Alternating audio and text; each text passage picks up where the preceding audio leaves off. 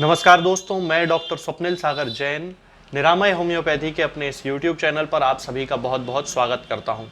दोस्तों, आज मैं आपसे एक ऐसी दवा के बारे में बात करने वाला हूं जिसकी खास तौर से ज़रूरत पड़ती है 13-14 वर्ष की टीन एज से लेके और लगभग 30-35 वर्ष तक के पुरुषों में। स्त्रियों में भी उसका उतना ही ज़्यादा यूज़ है।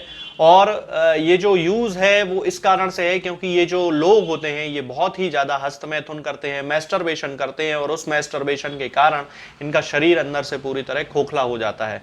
तो दोस्तों, उस मेडिसिन का नाम है एग्नस कैस्टस। बहुत ही ज़्यादा यूजफुल मेडिसिन है। होम्योपैथिक मेडिसिनल सिस्टम में इसका बहुत ज़्यादा यूज़ किया जाता है। तो आज मैं इसके बारे में आपको बताऊंगा और इसके मेंटल सिम्टम्स से हम शुरू करते हैं। तो मेंटल सिम्टम में हम ये देखते हैं कि ये जो लोग होते हैं ये एकदम परवर्ट किस्म के लोग होते हैं, बहुत ही ज़्यादा मैस्टरबेशन करते हैं।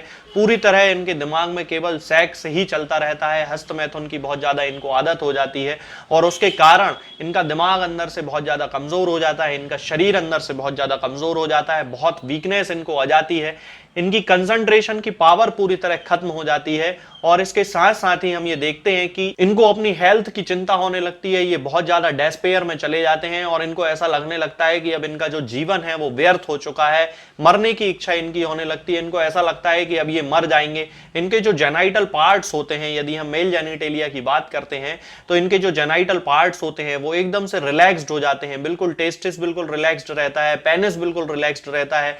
एक तरह की इनमें नपुंसकता डेवलप हो जाती है, इंपोर्टेंसी डेवलप हो जाती है बहुत ज्यादा मैस्टरबेशन करने के कारण। जब ये किसी स्त्री के साथ सेक्स करने की कोशिश करते हैं, इंटरकोर्स की कोशिश करते हैं, तो इनके जो पार्ट्स होते हैं वो बिल्कुल भी इरेक्ट नहीं होते हैं। बहुत ज्यादा नपुंसकता इनके अंदर आ जाती है, बिल्कुल कड़कपन नहीं आता है और सोचते सोचते ही इनके जो पार्ट्स होते हैं उनसे सेमाइनल डिस्चार्ज हो जाता है। यानी कि यदि वो कहीं बैठे हैं और स्त्री के बारे में सोच भी रहे हैं या उससे बात कर रहे हैं या फिर वो कोई मूवी देख रहे हैं तो बिना इरेक्शन के ही उनको जो है डिस्चार्ज हो जाता है। यदि हम इसकी जनरलिटीज की बात करते हैं तो हम ये देखते हैं कि इनको वीकनेस बहुत ज्यादा होती है, इनके अंदर शरीर में ट्रेम्बलिंग होती है, यानी कि इनका शरीर जो है इन्हें हिलता हुआ महसूस होता है, कोल्ड महसूस होता है, अंदर से ठंडक महसूस होती है। इनको एग्रावेशन होता है चलने फिरने से और रेस्ट करने से इन्हें बड़ा आराम मिलता है। यदि हम इसके दूसरे जनरल सिम्टम्स की बात करें, एग्नस कैस्टस का एक दूसरा पहलू होता है डिप्रेशन का। हम देखते हैं कि ये जो पेशेंट होता है ये डिप्रेशन में चला जाता है, मेनियाक डिप्रेशन हो जाता है,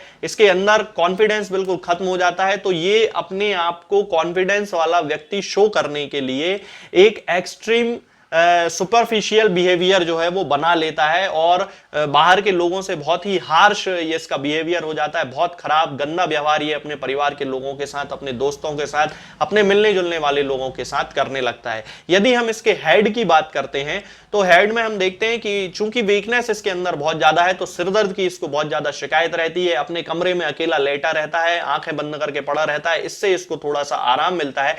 खास तौर से इसको फ्रंटल हेडेक होता है और राइट आई के ऊपर इसको ज्यादा तकलीफ होती है। ये जो लोग होते हैं इनको रीडिंग करने से सिर में दर्द होने लगता है। आपने देखा होगा यंग उम्र के जो लोग कॉलेज गोइंग स्टूडेंट्स या टीनेज के स्कूल गोइंग स्टूडेंट्स जो होते हैं, यदि वो मैस्टरबेशन करते हैं और उनको इस तरह के सिर दर्द की शिकायत है कि पढ़ते समय उनका सिर दुखने लगता है, तो उनको एग्नस कैस्टस 30 पोटेंसी में 2-2 बूंद दिन में 3 बार शुरू कर देना चाहिए। यदि हम स्टमक की बात करते हैं तो हम देखते हैं कि इनको भूख अच्छी खासी लगती है, खाना भी ये लोग बहुत अच्छा खाते हैं, लेकिन इनका जो शरीर होता है वो डेवलप नहीं करता है, वजन उनका नहीं बढ़ता है, शरीर अंदर ही अंदर घुलता चला जाता है। ऐसे लोगों का मेटाबॉलिक रेट बहुत ज्यादा हाई होता है।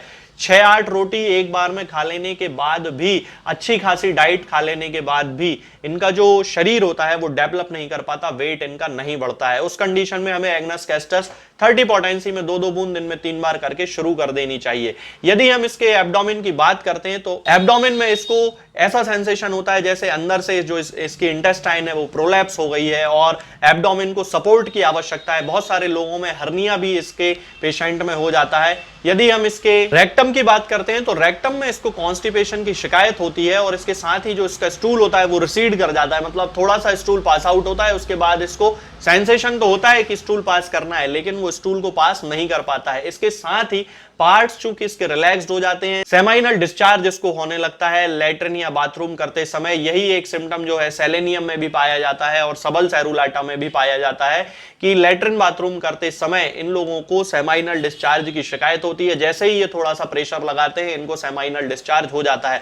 इसका एक बहुत खास सिम्टम होता है यदि हम मेल जेनिटेलिया की बात करते हैं कि इनको सप्रेस्ड गोनोरिया की शिकायत होती है। आपने बहुत सारे लोग देखे होंगे जिनको गोनोरिया होता है, एक बीमारी होती है, सूजाक भी जिसको बोला जाता है, ये एक बीमारी होती है। ये लोग उसका एलोपैथिक ट्रीटमेंट कराते रहते हैं और एलोपैथिक ट्रीटमेंट से वो जो बीमारी है वो दब जाती है। तब उस कंडीशन में एग्नस कैस्टस का मदर टिंचर 10-10 बूंद सुबह और शाम आधे कप या 1 कप पानी में मिलाकर हमें पेशेंट को देना शुरू कर देना चाहिए।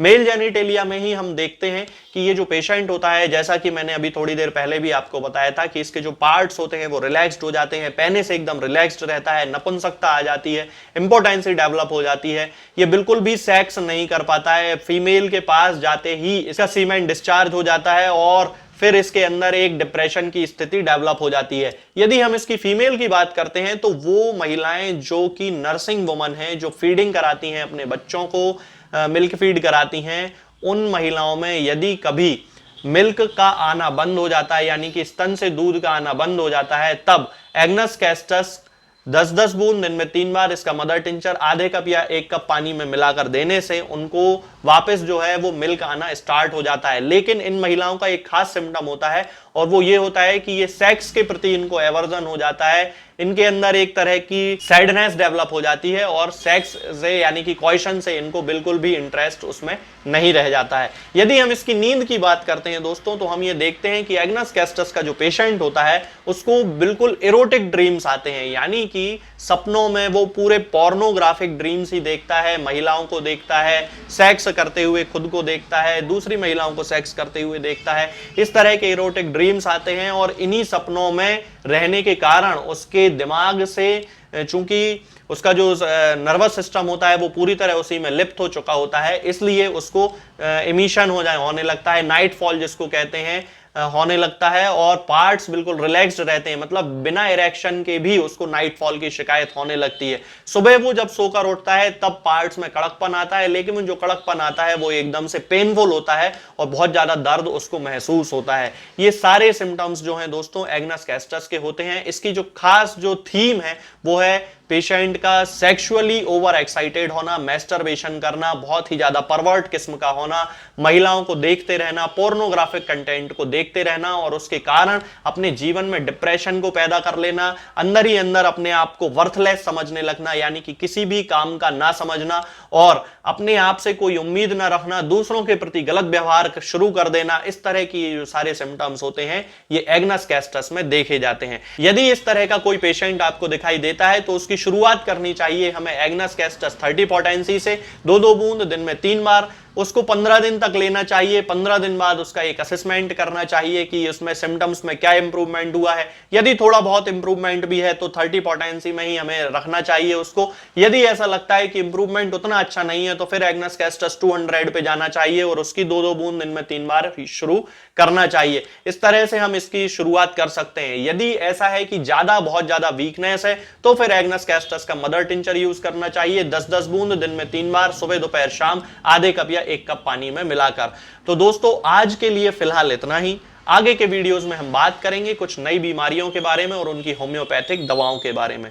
तब तक के लिए जय हिंद, जय भारत। दोस्तों, होम्योपैथिक दवाओं को खाने का सबसे अच्छा तरीका होता है कि हम हमेशा खाली पेट इन दवाओं को खाएं। जिन दवाओं को दिन में केवल 1 बार खाना है उन्हें सुबह खाली पेट खा लेना चाहिए, मुंह में अच्छे से कुल्ला करके, गार्गल्स करके मुंह को साफ कर लेना चाहिए और उसके बाद हमें होम्योपैथिक दवाई खा लेना चाहिए। जिन दवाओं को दिन में 2 बार या 3 बार या 4 बार खाना होता है उन दवाओं को खाली पेट खाने का मतलब होता है कि हम उन दवाओं को खाने के लगभग आधे घंटे पहले या फिर 2 से ढाई घंटे बाद ही खाएं और उस स्थिति में भी हमारे मुंह में किसी भी वस्तु का, किसी भी चीज का स्वाद नहीं होना चाहिए, ना ही हमारे मुंह में किसी भी चीज की गंध होना चाहिए, जिससे कि ये होम्योपैथिक दवाएं हमारे शरीर पर बहुत अच्छे तरीके से काम कर सकती हैं। तो हमें हमेशा ये ध्यान रखना है कि जब भी हम होम्योपैथिक दवा खाएं, हमेशा खाली पेट खाएं और हमारे मुंह में किसी भी चीज का स्वाद या किसी भी चीज की स्मेल ना हो। अब बहुत सारे लोग ये सोचते हैं कि हम कच्चा प्याज खा सकते हैं या अदरक खा सकते हैं या हींग खा सकते हैं या इलायची खा सकते हैं या नहीं। बिल्कुल आप इन चीजों का इस्तेमाल कर सकते हैं।